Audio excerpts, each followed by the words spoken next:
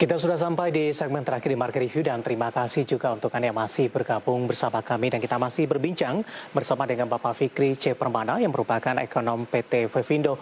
Pak Fikri, kita lanjutkan Pak. Ya, bagaimana pandangan Fevindo Pak Fikri untuk proyeksi di 2021? Apakah pemulihan dan perbaikan akan terus berlanjut? Keoptimisan ini apakah juga didukung dari sisi faktor global dan juga domestik dalam hal ini? Kami sih melihat kemungkinan di tahun 2021 akan sedikit ekspansif ya. Tapi kami tetap memberikan 3 skenario, pesimis, moderat, dan optimis. Saat ini kami masih berpegang pada skenario moderat dengan kemungkinan pertumbuhan ekonomi Indonesia mungkin di 4,5% sampai akhir 2021 mendatang. Berbagai hal akan menjadi faktor kunci, terutama distribusi vaksin ya. Kami harapkan distribusi vaksin akan mulai tersebar secara merata nanti, setidaknya kepada masyarakat-masyarakat yang terdampak pertama di kuartal 2 2021 mendatang. Di saat yang sama kami juga melihat bahwa tekanan dari global juga sudah sedikit berkurang. Di tahun ini kami melihat The Fed masih akan menjaga tingkat suku bunga di level yang lebih rendah. Di saat yang sama kami juga melihat bahwa dengan terpilihnya Joe Biden, kami melihat bahwa perekonomian Amerika juga akan relatif lebih stabil, yield dari US Treasury juga akan lebih stabil, walaupun mungkin akan ada peningkatan yield untuk US Treasury jangka menengah panjang atau di atas 10 tahun. Nah, di saat yang sama kami juga melihat dari sektor dalam negeri, inflasi kita mungkin akan sedikit lebih baik dibanding 2020 ini. Dan kami harapkan inflasi mungkin bisa berada di range-nya BI antara 2-3% di akhir 2021. Sehingga hal tersebut juga bisa menjadi ruang bagi Bank Indonesia untuk menurunkan tingkat suku bunga acuan di 2021. Atau tetap menerapkan kebijakan ultra-loose monetary policy melalui burden sharing ataupun pembelian surat berharga untuk menjaga stabilitas di pasar surat berharga negara khususnya. Nah, di saat yang sama kami juga melihat hal ini akan membuat rupiah dan yield tun kita juga lebih terjaga lagi. Khusus untuk rupiah, kami melihat dengan investor global yang sudah mulai mencari negara-negara dengan yield yang lebih tinggi, mungkin ini akan mendorong masuknya aliran modal global yang lebih banyak ke Indonesia di tahun 2021 mendatang, sehingga kami harapkan rupiah akan terjaga antara 14.000 sampai 14.500 sampai akhir 2021.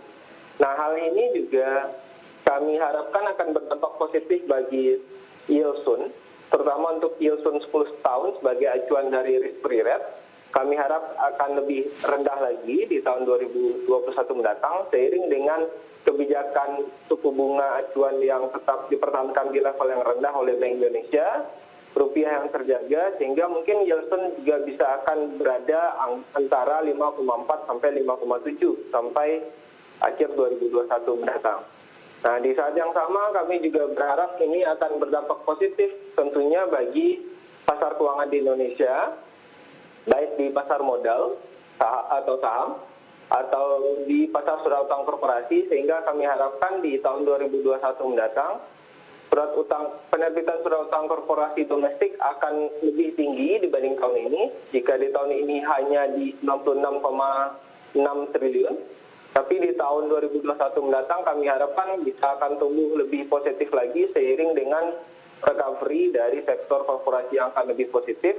Iya. Sehingga penerbitan surat utang bisa antara 140 sampai 159 triliun di akhir 2021 mendatang. Baik, tadi pun juga sempat Anda singgung kontribusi dari pertumbuhan ekonomi Indonesia adalah dari konsumsi rumah tangga, di mana menengah ke bawah tadi juga Anda sebutkan ini yang paling terdampak ini. Bagaimana Anda melihat evaluasi yang dilakukan oleh pemerintah? Beberapa kebijakan tampaknya ini akan dilanjutkan di 2021 nanti, atau mungkin ada penambahan-penambahan kebijakan lain sehingga pertumbuhan ekonomi akan lebih optimal di 2021 ini, Pak Fikri? Saya pikir mungkin penyaluran bantuan sosial yang langsung ke rekening akan menjadi salah satu faktor positif ya, terutama untuk masyarakat kelas bawah. Jika mungkin di tahun 2020 masih ada debt loss atau ada kehilangan bantuan bagi mereka, tapi dengan adanya rekening mungkin ini akan mendapatkan full dari mereka. Di saat yang sama juga saya pikir dengan recovery sektor manufaktur dan juga korporasi itu akan membuka lapangan kerja lebih banyak, sehingga penyerapan tenaga kerja bagi tenaga kerja unskilled labor di Indonesia atau bagi masyarakat kelas menengah bawah akan lebih besar, sehingga saya harap hal ini akan mengurangi pengangguran, mereka akan bekerja dan tentunya pendapatan mereka juga akan lebih baik. Pendapatan mereka lebih baik tentunya akan semoga berdampak pada konsumsi mereka yang akan lebih meningkat, sehingga hal ini juga akan mendorong recovery bagi Indonesia secara keseluruhan. Karena kita tahu memang 56% dari pertumbuhan ekonomi kita berdasarkan sektor pengeluaran berasal dari sektor konsumsi rumah tangga, terutama dari sektor kelas menengah bawah. Iya. Baik Pak Fikri, dari beberapa indikator yang sudah Anda sebutkan tadi, kemudian peluang kebijakan-kebijakan yang dilakukan, lagi-lagi kuncinya adalah apakah penerapan protokol kesehatan meskipun sudah ada vaksin, ini harusnya tetap ketat dilakukan sehingga dari jumlah yang terinfeksi tidak terus bertambah, kemudian PSBB ketat tidak akan diberlakukan kembali untuk waktu ke depannya. Ya, saya pikir memang itu sih. Karena memang herding immunity itu sangat penting ya. Pada saat orang sudah mulai terjadi herding immunity, orang mungkin sudah mulai nyaman untuk melakukan konsumsi ataupun investasi ya. Dan itu tentunya akan menjadi kunci bagi perilaku masyarakat yang kembali lagi ke era sebelum COVID. Baik, Pak Fikri, waktu kita cukup terbatas. Terima kasih sudah bergabung bersama kami. Sehat selalu, Pak.